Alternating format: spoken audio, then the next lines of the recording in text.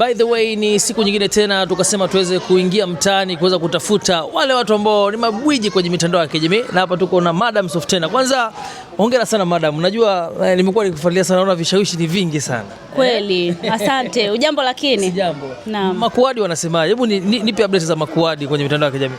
Mtandaoni bana wamejaa wakuadi. Wengi wamekuwa wakichechamaa na kusifia muonekano wako. Wengi wamekuwa wakikimbilia huko.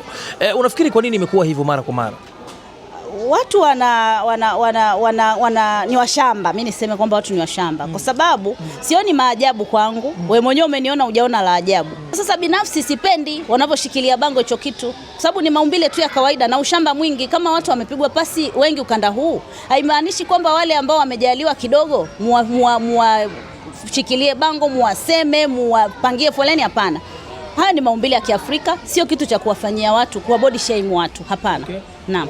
Wengi wamekuwa wakitoa comment mbalimbali kuhusiana na maumbile yako. Mimi nilikuwa nataka kujua kwamba huu muonekano ule unao ni wa kuzaliwa kabisa au kuna mengine ya ziada? Ni wa kuzaliwa, hamna la ziada. Halipo, kwa sababu mimi nimejikuta niko hivi. Hamna la ziada, japo watu wengi wanaweza kuhisi labda kuna la ziada kama ninavyowaona wanashangaa, lakini mimi sioni maajabu. Naona nipo kawaida, hata nikijiangalia kwenye kioo sioni tofauti, ila nashangaa tu wanavyofoka na kushoboka. Vipi uzito? Kwa sababu unasema sasa utakuwa labda ni mzito hata kwenye kutembea, kukimbia, atakuwa labda anajisi uzito. Ukitembea unajisije? Kwa upesi wako ukoje? Wewe umeniangalia, mimi ni mnene? Ni mnene? Sijajua kwa upande wa watazamaji sasa hapo. Watazamaji tu, lakini mimi sio mnene. Mimi unavyoniona ni mwepesi, ni wa kawaida tu, mwembamba tu, hata kilo 100 sina. Sasa wewe uzito unatoka wapi? Okay. Naam. Jamaa wamesitamaa sana sasa hivi. Ni master gani ambao waga wanakusumbua hata kwenye message na nini, wanakukera kabisa? Wa kiume? Siwataji. Nikiwataja itakuwa vibaya. Unafikiri kwa nini wanakusumbua? Si wanataka tu kuona kitu kipya mjini, kwa sababu mimi miaka mingi niko kwenye ndoa. Naam. Na unaishi vipi sasa kukwepa hivi vishawishi kwenye mitandao? Hamna kishawishi bana. Mimi nimekaa hapo chumbani kwangu, mume wangu amelala, labda nageuza kamera tu, nafanya jambo langu na posti, alafu unanifokea au unanitongoza au unaongea maneno. Huwezi kunifanya chochote kwa sababu mimi sijatoka hata nje ya nyumba yangu. Kwa hiyo ukikomenti, ukitukana, ukitongoza unipati. Mimi unikuti mjini. Mimi nikiwa nyumbani kwangu, nikitoka ofisini kwangu. Na ofisi zangu zote ziko kwenye miji yangu. Mimi sijapanga. Kila ofisi yangu kwa kwenye mji wangu. Mimi niko safe sana, nalindwa na ninajilinda kweli kweli. Huwezi kunikuta. Wewe? Mimi wangu ananilinda sana. Niulize namna gani ambao unalindwa wewe? Mimi ofisi zangu, nikitoka nikikwambia niko ofisini, niko kwangu. Hakuna ofisi niliyopanga. Zote ziko kwenye compound yangu. Kwa hiyo mimi niko chini ya ulinzi muda wote. Alafu mimi nikitoka, ukinikuta barabarani, niko na mtu, ni driver wangu ambaye ametoka mikononi mwa mume wangu. Mume wangu anapenda kunilinda hata kama sio sana. Lakini ananilinda na ninajilinda vile vile. Huwezi kunipata kirahisi. Okay. Naam. Okay. Softena, miaka takriban ni miaka kadhaa imepita, au tuseme ni miezi kadhaa. Millardayo alikuposti kwenye ukurasa wake wa Instagram kutokana na kuguswa kumsaidia mtoto ambaye huyo mtoto babake mwanamke wake alimkimbia, na ikaonekana kwamba ule mwanaume anaenda nyumbani kwenye kazi akiwa na mtoto kwenye malindo na nini, akafukuzwa kazi akapoteza. Lakini tukaona ghafla umeibuka kumchukua mtoto ule na kumsaidia. Tuambie kwanza, sio watoto wenye uwezo kama huu na ujasiri kama huu, nini ambacho kilikugusa kwanza? Labda ushakupitia tatizo kama hilo au ilikuwaje? Nina story ndefu, muda sijui kama utatosha, kwa sababu sikuguswa tu bure. Mimi kipindi nikiwa mdogo sana, chini ya miaka 10, niliweka nadhiri. Nilimwambia Mwenyezi Mungu kwamba na kuomba Mungu nipe pesa. Nipe pesa nyingi ili nisaidie mayatima. Niliweka hiyo nadhiri kwa Mwenyezi Mungu. Lakini mimi nimetoka familia maskini sana. Familia yetu sio familia yenye uwezo. Na mimi ndo mtu wa kwanza nyumbani kwetu. Naomba nisimulie hata kama utajua namna ya kuiweka.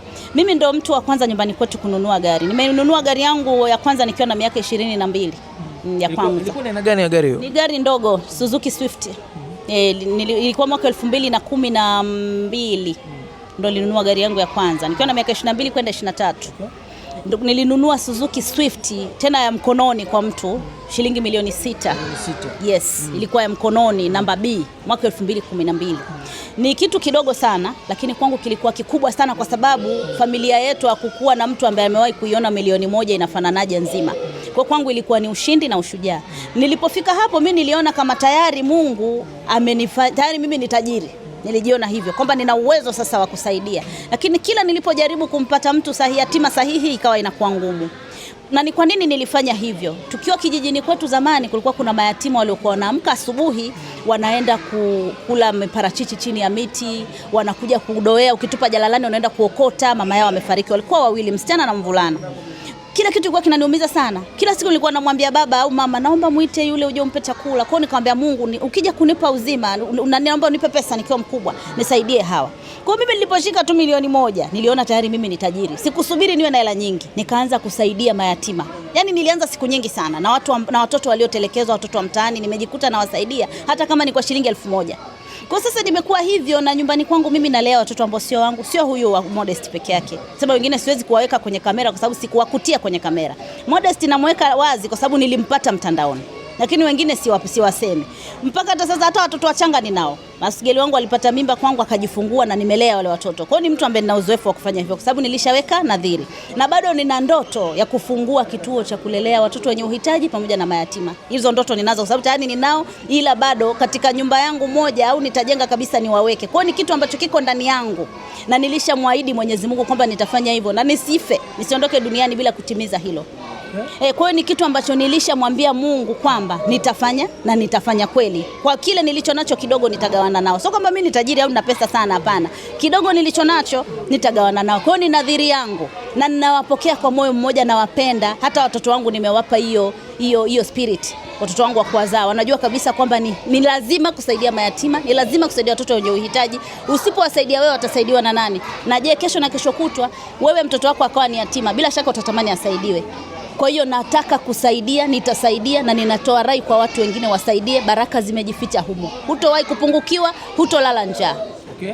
Naam. So, baada ya mtoto kuonekana mitandaoni, sasa ukimsaidia pamoja na baba akapata kazi na umemwajiri wewe, vipi sasa mama yule? Labda kuna tetesi labda anataka kurudi kwa jamaa? Sijasikia kabisa, na nilitamani arudi. Licha ya kuwa nampenda sana Modest, lakini mama yake mzazi ni kitu kikubwa sana kwake. Natamani arudi amchukue mtoto wake, au hata kama atakuja kumuona tu na kuondoka kama anavyofanya baba yake. Lakini si kwamba sitaki arudi, natamani. Mama ni kila kitu kwa mtoto. Hata kama mimi ni mama mlezi, lakini mama mzazi ni muhimu. Popote alipo, kama atanisikia akifuata taratibu zote, mimi niko radhi. Tulee yule mtoto kwa pamoja. Amuone tu mama yake, sijakataa. Natamani, lakini sijasikia kabisa wala tetesi wala simu kutoka upande wa huyo mama. Sijaisikia. Mpaka sasa hivi sijasikia chochote, yani hata atokea mtu ananiambia huyu ni mtoto wa mjomba wangu au ni mtoto wa mama mdogo au ni mtoto wa mwanangu, sijapokea simu kama hiyo. Okay. Wala comment. Okay. Ni kimya. Okay. Naona kuna ujumbe fulani napata hapa kimya kwenye njozi zangu. Sasa hivi wanawake wengi wamekuwa ni wagumu sana kuepukana na vishawishi. Sijajua wewe unalimaintain vipi hilo kulingana na muonekano wako ule unao. Unatumia mbinu gani kumaintain hii? Sina mbinu ninayotumia. Kikubwa ni mtu ambaye nilishakataa kujifuja. Kwanza mimi ni muoga.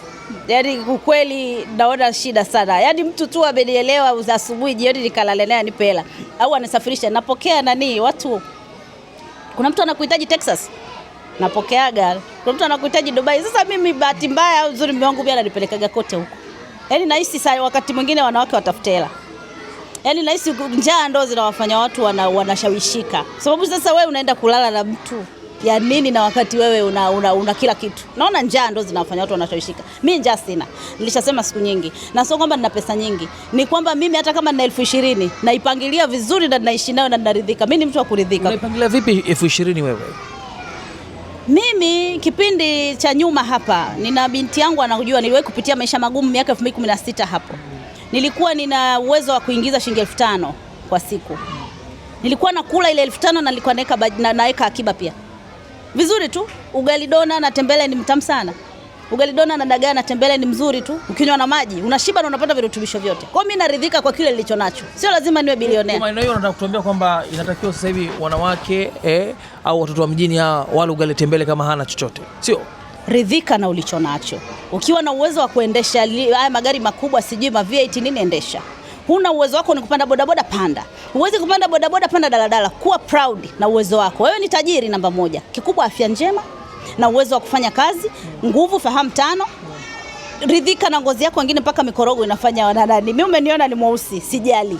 Nimeridhika na ngozi yangu. Mwingine atajiuza ili akapata hela kununua mkorogo ili tu afeki vitu. Ukiwa real, huwezi kuwa na tamaa wala huwezi kushawishika. Okay, Softena, mimi nataka kujua ni master gani wa Kitanzania ambao wanakubariki kulingana na matendo yao na mienendo yao ya kimaisha? Komando Jide. Basi. Mimi nampenda Komando. Yule ni mwanamke ambaye siyo kusikia amedanga mimi. Mimi nachukia wadangaji. Siyo kusikia Komando anafanya vitu vya ovyo ovyo. Yule dada ana hela, anafanya kazi inaonekana, alafu amesimama kwenye misimamo yake. Mimi sijawahi kusikia skendo yake. Komando alafu ana mafanikio, alafu nyota yake iko inawaka juu siku zote. Wengi wanasema kama ulaji wa Softena sio wa kitoto kulingana na muonekano ulionao. Labda mimi nataka kujua ulaji wako ukoje kwa siku, unapendelea kula nini sana? Mimi nakula mara moja kwa siku tangu mwaka 2018. Mpaka sasa hivi tunavyoongea sijafungua kinywa. Unakula nini wewe? Nakula sana sana samaki na maboga, viazi vitamu, majani ya maboga, nyanya chungu na bamia na maji na mtindi. Ndio. Miguu ya kuku wewe ule kabisa? Sijawahi kula miguu ya kuku, naogopa kwa sababu sio asili yetu. Sisi kule kwetu tuna ile miguu hatuli. Yaani si mimi nimeona watu wadado wanakula, Wazaramo. Sisi kule kwetu hatuli miguu ya kuku. Lakini Gigi anakula miguu Gigi Mane. Uliona video yake? Si asili yake. Kila mtu na asili yake. Si kwetu hatuli miguu ya kuku wala utumbo. Tunatupia mbwa. Hatuli, tunakula minofu, sijui vipapatio na lakini ile hatuli. Sisi tunakula hadi kichwa lakini ubongo pale tunakula. Lakini miguu na matumbo hatuli. Okay. Nilikuwa nataka kujua kwa kumalizia, maana sikuchoshe sana Madam Softena, maana umeunguruma sana siku ya leo. Okay.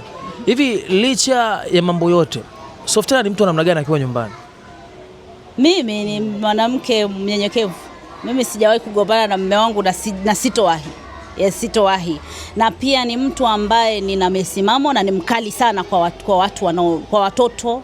Yaani si mkali wa kupiga, nina misimamo mikali. Ukileta ujinga hata kama nimekuzaa mimi kwangu nakufukuza. Ukiletea unafukuza mtoto wewe? Mtoto wangu nakufukuza. Mimi niliwahi kumpeleka mtoto wangu wa kumzaa na kituo cha polisi na alilala pale mpaka asubuhi. Kwa sababu alifanya hivyo? Alileta ujinga. Mimi ni mkali sana kwa watoto. Alikuwa kipindi hicho alikuwa na miaka kama 11. 11 unapeleka mtoto polisi? Nikamwambia askari, naombeni mumkanye huyu, anataka kuleta babalaa huyu. Kwa hiyo mimi sipendi ujinga kwa watoto, sipendi ujinga kwa wafanyakazi. Sio mkorofi, lakini napenda mtu mwenye adabu. Sipendi ujinga kwa watu, na ni mtiifu sana kwa mume wangu. Na mheshimu mume wangu, nikimwona yule natetemeka, naogopa kweli. Na muogopa mume wangu akiniambia achia hiyo mic usiongee, wala akiniambia usijiposti mtandaoni, mimi siwezi kujiposti. Alishakukataza usijiposti mtandaoni? Hapana, huwa ananikumbusha kwamba mbona umekaa sana uposti vitu. Mbona amekuruhusu wewe uposti vitu mtandaoni, sio? Nilimuomba kwanza ridhaa. Mimi nimeanza kujiposti mwaka juzi 2024, japo niko mtandaoni tangu 2015. Nimeanza juzi tu kujiposti. Nilimuomba mimi, akaniambia mke wangu go ahead. Kwa zile comment anamudu vipi comment zile? Na hisi huwa akisoma anacheka kwa sababu mume wangu amematiwa, sio mtoto mdogo. Mume wangu ni mtu mzima. Kwa hiyo amepitia mengi, ameona mengi kwa macho yake. Kwa hiyo vitu vingi kwake ni vya kawaida tu. Vitu ambavyo wewe unaona ni vidogo kwake anaviona vikubwa, au wakati mwingine vile vinavyoona vikubwa anaona vidogo. Anatapenda mambo ya uhalisia na sio vitu ambavyo ni vya ujanja. Unajua mtandao umejaa ujanja mwingi. Mimi unavyoniona hivi sasa hizi mimi hapa ni mweusi. Lakini si ajabu kule mtandaoni mimi mweupe. Hayo ndo maisha, kwamba mtandao sio halisi. Kwa mume wangu ababaishi na comment kwa sababu anajua hata yeye tu au dada yake anaweza au mtu yeyote hata rafiki hata dada yangu mimi anaweza akafungua page kwa jina la tofauti akacomment ujinga kwa wivu tu. Kwa hiyo anajua kabisa mitandao sio kitu cha kutilia maanani.